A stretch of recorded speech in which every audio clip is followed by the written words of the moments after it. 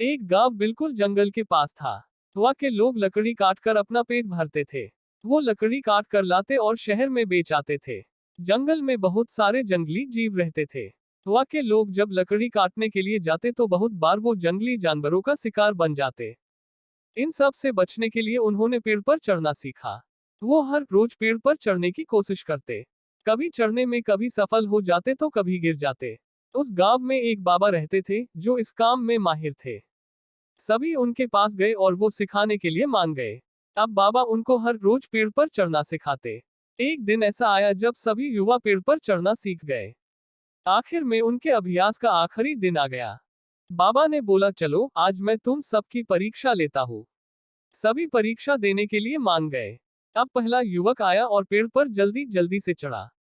वो आधा नीचे आ गया, तभी बाबा बोले, बेटा संभल के नीचे आना। इसी तरह दूसरा युवक जल्दी जल्दी ऊपर चढ़ा और जब बिल्कुल नीचे आ ही गया तो गुरुजी बोले, बेटा संभल कर। फिर तीसरा युवक चढ़ा तो जब वो भी नीचे आने ही लगा तो बाबा बोले, संभल कर बेटा। इसी तरह बाबा ने सबको कहा। सभी हैरान थे कि जब ऊपर जा रहे होते तब बाबा को ये बात बोलनी चाहिए थी, परंतु जब हम नीचे आने ही वाले होते तो क्यों बोलते बाबा जी। किसी की पूछने की हिम्मत नहीं थी। तभी एक युवा बोले, बाबा आपकी एक बात समझ नहीं आई। बाबा ने पूछा, क्या बेटा।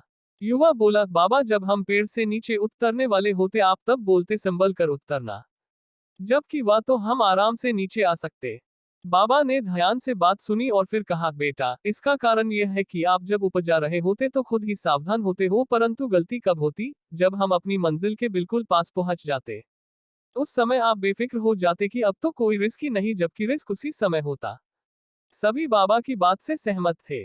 दोस्तों, इस कहानी से हमें यही सीखने को मिलता है कि गलती तभी होती है जब हम अपनी मंजिल के बिल्कुल पास होते हैं। क्योंकि उस समय लगता कि यह तो हम बड़े आराम के साथ कर लेंगे, लेकिन तब हम अपने लक्ष्य से ध्यान हटा लेते जिसका परिणाम हमें बहुत दुख देता।